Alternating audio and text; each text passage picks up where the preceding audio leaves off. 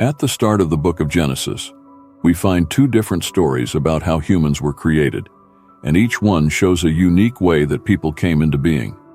In Genesis 1:26-27, we read about how God created both man and woman at the same time. The verse says, God created mankind in his own image. Male and female, he created them.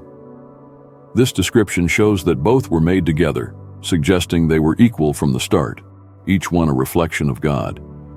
Then as we move into Genesis 2, the story takes a different turn. Here, God first formed Adam from the dust of the ground, breathing life into him and placing him in the beautiful Garden of Eden. Adam is alone here, and God gives him control over the garden and all the creatures in it. This story portrays a close bond between Adam and God, showing Adam living a peaceful life by himself for a while. But God notices Adam is alone and decides to create a companion for him. First, God brings animals of all kinds, hoping one will be the right companion for Adam. But even though Adam names each creature, none of them are quite the right match. So, God makes a new plan. He puts Adam into a deep sleep and then takes one of Adam's ribs to form a woman, Eve, in a way that's completely different from how the animals were created. When Adam wakes up and sees Eve, he immediately recognizes her as part of himself, saying, "This is now bone of my bones and flesh of my flesh." These two creation accounts have led to many questions, discussions, and various interpretations over the years. Who is the first woman created alongside Adam in Genesis 1? And why does Genesis 2 suggest such a different process? From these questions, a mysterious figure appears, Lilith, a woman who some believe came before Eve, her story hidden in ancient stories and mysticism. The story of Lilith, who is often thought of as Adam's first wife, emerges from old Jewish and Mesopotamian stories. Although Lilith's name isn't directly mentioned in the book of Genesis, she shows up in a number of ancient texts, which leads some scholars to believe she was the original woman in Genesis 1. Ancient Jewish mystics and rabbis spun tales around this strange woman, suggesting that she was cast out of Eden or left of her own choice because she refused to submit to Adam's rule. The origins of Lilith are shrouded in myth and legend.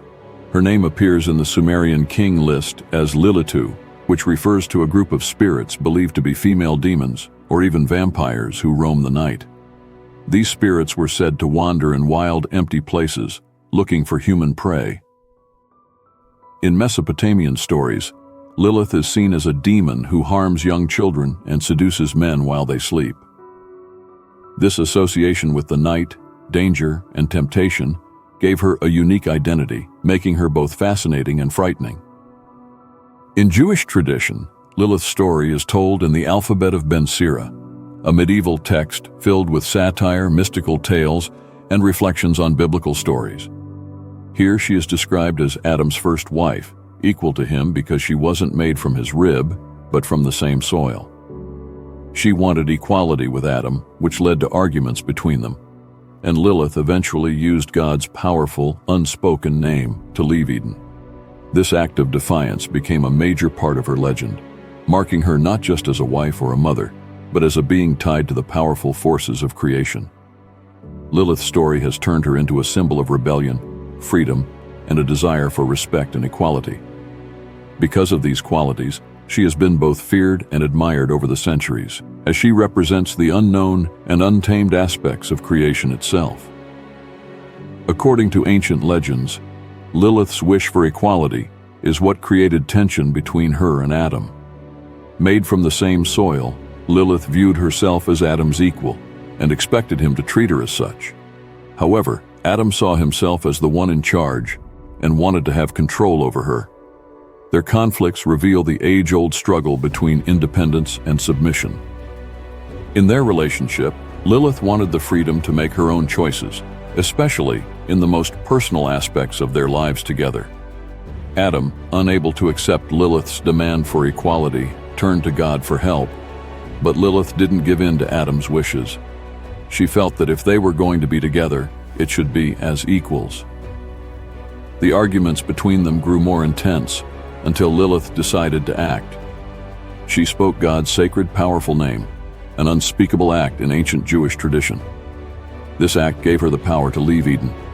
By uttering God's name, Lilith broke free, choosing independence over obedience.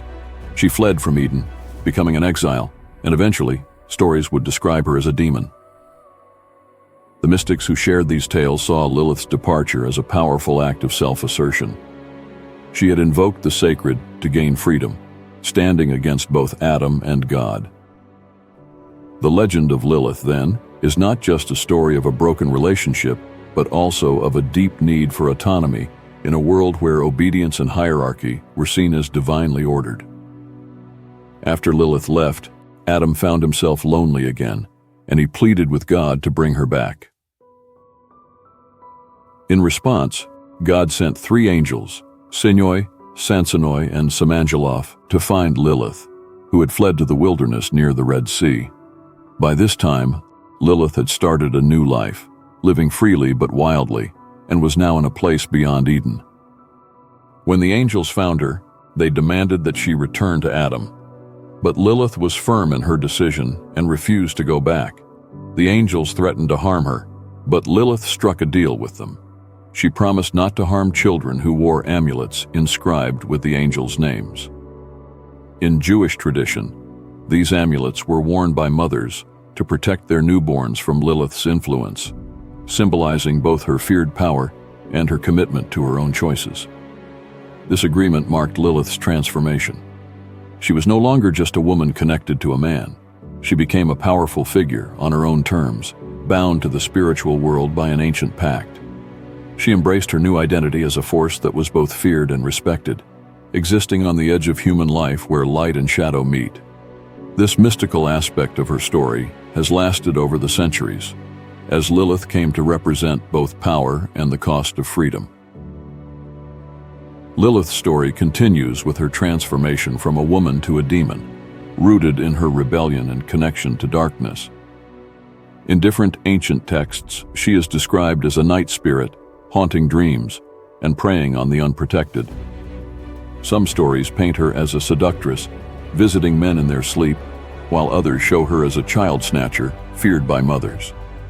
People would guard themselves against her, as she was seen as a threat to both men and children. However, Lilith also became known as a protector. The amulets bearing the angels' names were a reminder of the pact she had made, serving as a ward against her powers. This double nature, both demon and protector, added layers to her character, making her more mysterious. She was a force that people feared but also recognized as necessary, a being who embodied the unexplored mysteries of life. Lilith's story touches many traditions, including medieval Jewish folklore and mystical writings in the Kabbalah. Her image as a night spirit and demon spread beyond Judaism, and she became a figure representing the wild, unknown forces of life. In this way, Lilith became a symbol of power that couldn't be controlled, a reminder of the forces that lie beyond our understanding. Today, Lilith is often reinterpreted as a symbol of empowerment, especially in feminist circles. She represents the choice of freedom over submission and the strength to create one's own path. She embodies resilience, autonomy, and the courage to defy expectations, even if it leads to exile. Although she is only mentioned once in the Bible, in Isaiah 34:14 as a creature of the night, her legend has far outgrown that brief mention. Some stories suggest that Lilith returned to Eden as the serpent, seeking revenge by tempting Eve to eat the forbidden fruit. This act would become a way to settle the score with Adam, and the image of Lilith as the serpent has inspired art and literature, where the snake is often depicted as having feminine qualities, symbolizing wisdom and rebellion. Today, Lilith is celebrated by many as a symbol of female independence, inspiring art, literature, and discussions on gender and power. Her story is a reminder that ancient tales carry hidden layers of meaning, and her legacy continues as a story of creation, rebellion, and transformation. Thank you for watching this video of Lilith. If you enjoyed this video, please give it a thumbs up, and don't forget to subscribe to our channel for more tales from the Bible and beyond. Share your thoughts in the comments, or let us know which other biblical stories you'd like us to feature in our next series. Until next time,